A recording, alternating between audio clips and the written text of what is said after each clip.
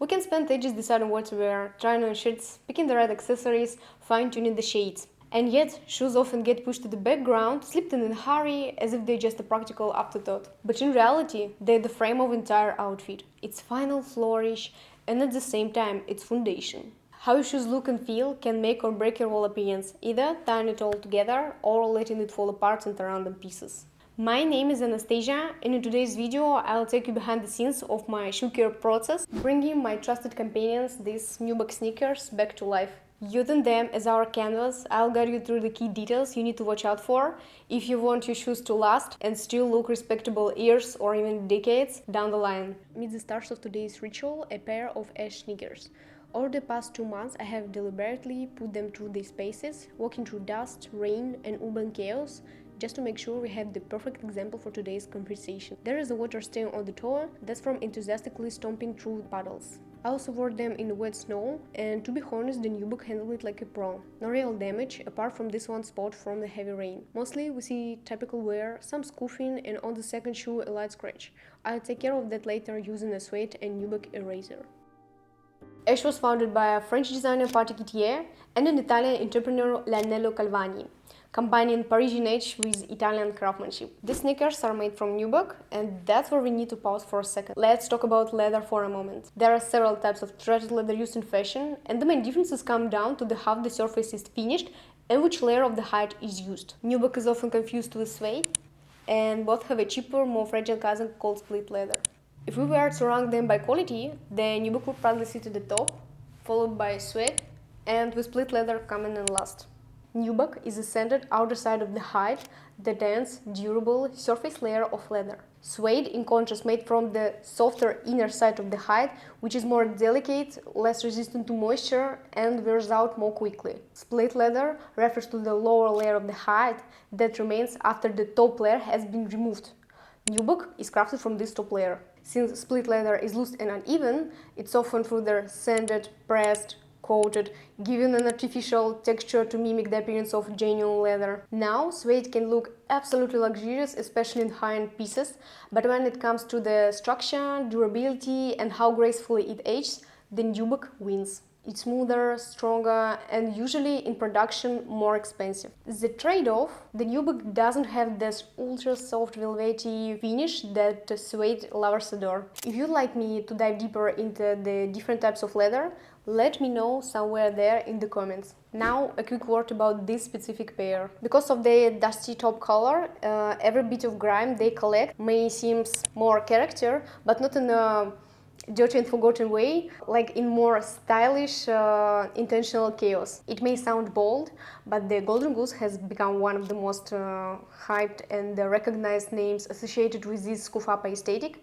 I personally wouldn't recommend it paying full price for their shoes. Beneath the distressed charm, the build quality and materials fall short. A rather unfortunate reality that simply doesn't justify the expense. As for my Ash pair, no pinching, no rubbing, no fatigue, just pure, effortless movement. They have already been cleaned before only once, and the leather is surprisingly forgiving. It releases dirt easily without losing its structure. However, they aren't without flaws. One detail I can't overlook, the Achilles area is linked with the plain textile. It's soft and neatly stitched, but completely unreinforced. No extra patch, no added durability. So I'm talking about this part of shoes, and predictably that spot wore through within a month. For comparison, another two pairs owned by my partner, the Canali sneakers and ST Dupont, have the leather lining inside, and they're holding up far better. It's important to notice that these two brands and the Ash, it's two different price segments, and we can't compare them. This is kind of more expensive than the Ash. But, for example, this ST Dupont, if you have a skill of shopping, we got this one in Seoul, in South Korea, for $200. So this is why I'm comparing them. So the leather is far better. Back to Ash, there is my feedback as a customer to Ash team. I think this situation with the lining could definitely use everything. But anyway, for this price, I really like the sneakers, and it's really a joy to wear them. I'll get the Achilles area reinforced by my cobbler and happily wear them into the ground. Under 200 retail or even less, You can catch them at an outlet. Alright, enough the rhetoric, let's get down to the business. Let's start by gently whipping the soles with a slightly damp cloth. Our first goal to prepare the shoes, breaking them down into parts. So we remove the laces, they'll go for a separate wash. After 6 months of wear, they'll collect more than just dust.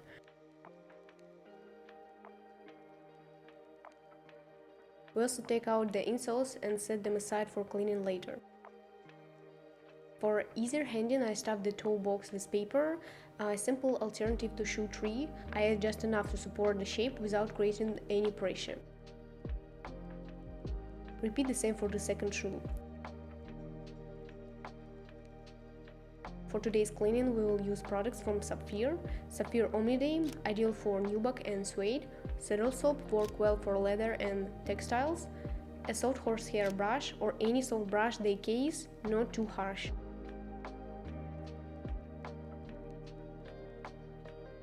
And water to dilute Omnidame cleaner.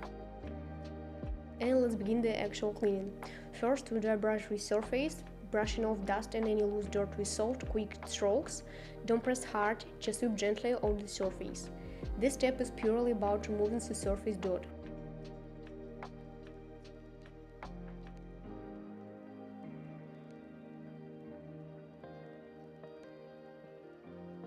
Do the same for the second shoe.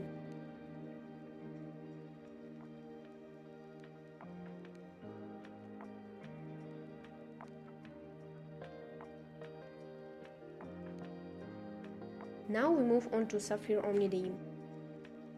I mix it with water at 1:1 ratio, depending on how dirty the shoes are. For speed, I'm using a slightly stronger mix today.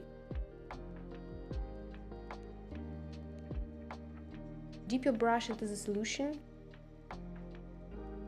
shake off the excess, and remember, we're not cleaning with water, but with the foam created through friction.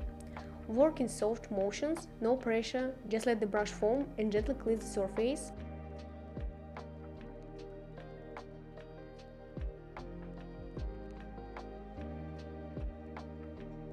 One thing I realized, it's better to clean in small sections. Foam a small area, blot with paper, move on.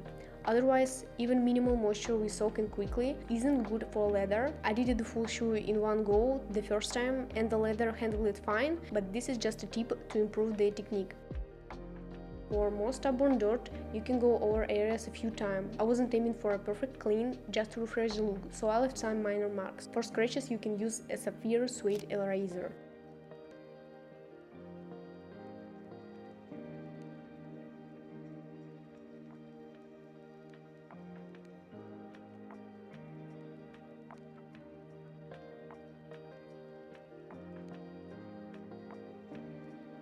Once one shoe is done, repeat the same process on the second.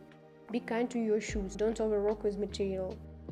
And here's how the sneakers look right after cleaning. I leave them in a dark, dry, well-ventilated space for several hours. Never in direct sunlight.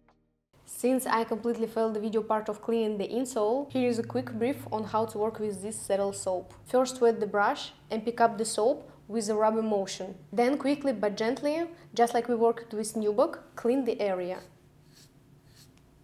And you have to work extremely fast because the leather soaks up the moisture very quickly, which softens and damages its texture. In my case, the insole absorbs almost all moisture and got a bit softened, which is not good. So the process is clean, blot, and repeat until the dirt is gone. The laces can be washed if desired with a mild detergent or any available cleaning product. Set them aside to dry, stretch out them properly, but don't stretch too much. Taking care of your things is a skill, just like learning how to style them, it requires practice. That's exactly why I'm showing you my mistakes. For example, the insole cleaning wasn't a critical mistake, but when I cleaned the fabric of the sneaker, the inner side, I let the moisture stay a little bit longer on the sneaker, and this textile absorbed it instantly, and it moved to the outer side of the Nubuck, and now I have the uneven color of these parts of the shoe.